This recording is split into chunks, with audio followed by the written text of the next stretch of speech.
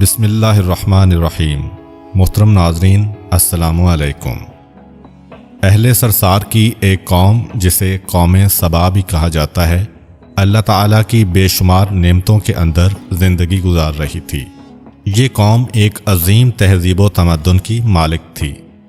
حضرت داؤد علیہ السلام اور حضرت سلیمان علیہ السلام کی باعظمت حکومتوں کے بعد ان کی حکومت زبان زدے خاص و عام تھی۔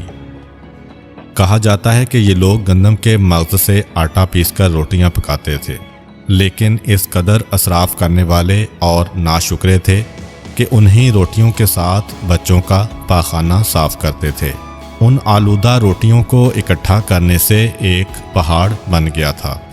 ایک صالح شخص نے وہاں سے گزرتے ہوئے ایک عورت کو دیکھا جو روٹی کے ساتھ بچے کے پاخانے کے مقام کو صاف کر رہی تھی۔ اس شخص نے عورت سے کہا، تیرے اوپر افسوس، خدا سے ڈر، کہیں ایسا نہ ہو کہ خدا تیرے اوپر اپنا غضب ڈھائے اور تجھ سے اپنی نعمت چھین لے۔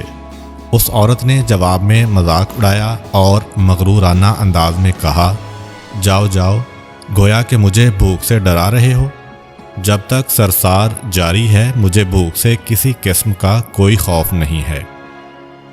کوئی زیادہ عرصہ نہیں گزرا تھا کہ اللہ تعالیٰ نے ہوس بازوں اور اسراف کار لوگوں پر اپنا غضب ڈھایا۔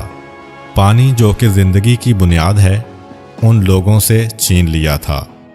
قحط نازل ہوا، بات یہاں تک پہنچ گئی کہ ان کی ذخیرہ کی ہوئی تمام غذا ختم ہو گئی۔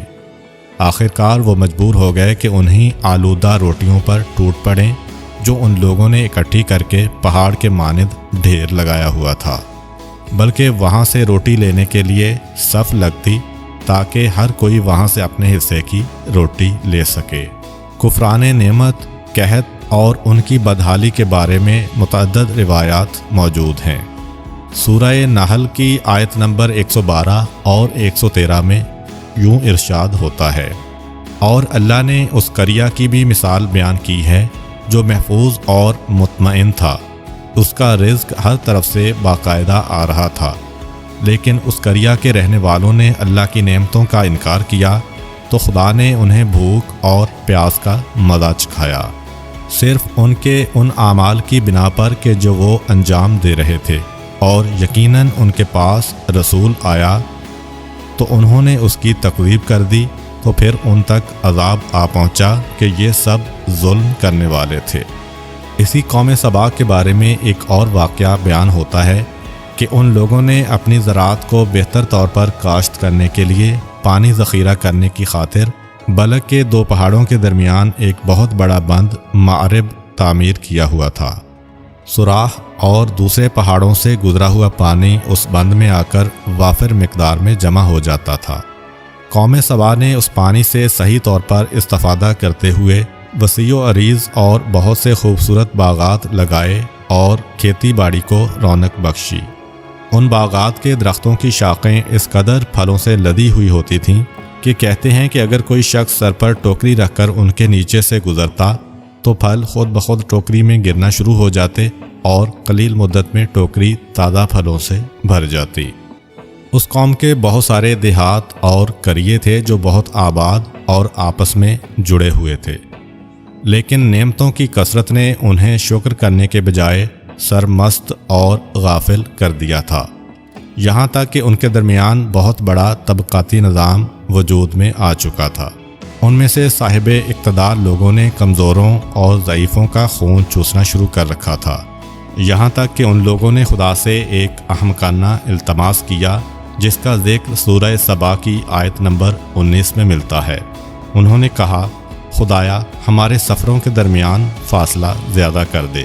انہوں نے اللہ تعالیٰ سے یہ التماس اس لیے کیا تاکہ غریب و بے نوا لوگ عمرہ اور ثروت مندوں کے ہمراہ سفر نہ کریں۔ ان کی خواہش یہ تھی کہ آبادیوں کے درمیان خشکی ہو اور فاصلہ بہت زیادہ ہو تاکہ تہی دست اور کم آمدنی والے لوگ ان کی طرح سفر نہ کر سکیں۔ اللہ تعالیٰ نے ان مغرور پیٹ کے پجاریوں پر اپنا غضب نازل کیا۔ بعض تواریخ کے مطابق ان مغرور لوگوں کی آنکھوں سے دور صحرائی چوہوں نے معرب نامی بند کی دیواروں پر حملہ کر کے انہیں اندر سے کھوکھلا کر دیا۔ ادھر سے بارشیں زیادہ ہوئیں جن کی وجہ سے سیلاب آ گیا اور اس بند میں پانی بہت زیادہ اکٹھا ہو گیا۔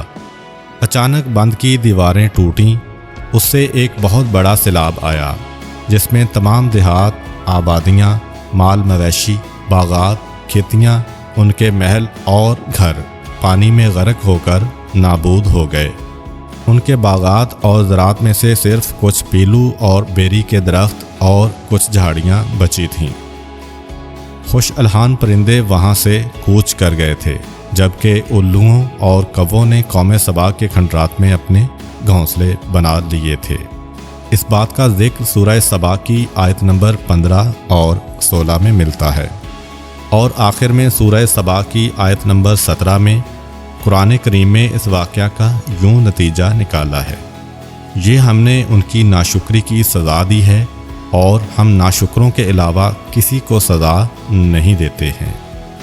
امید کرتا ہوں کہ آپ کو آج کی ویڈیو اچھی لگی ہوگی۔ اگر آپ کو ہماری ویڈیو اچھی لگی ہے تو ویڈیو کو لائک کریں اور مزید اس طرح کی ویڈیوز دیکھنے کے لیے ہمارا چینل سبسکرائب کر لیں۔ ملتے ہیں نیکسٹ ویڈیو میں، اجازت دیجیے، اللہ حافظ۔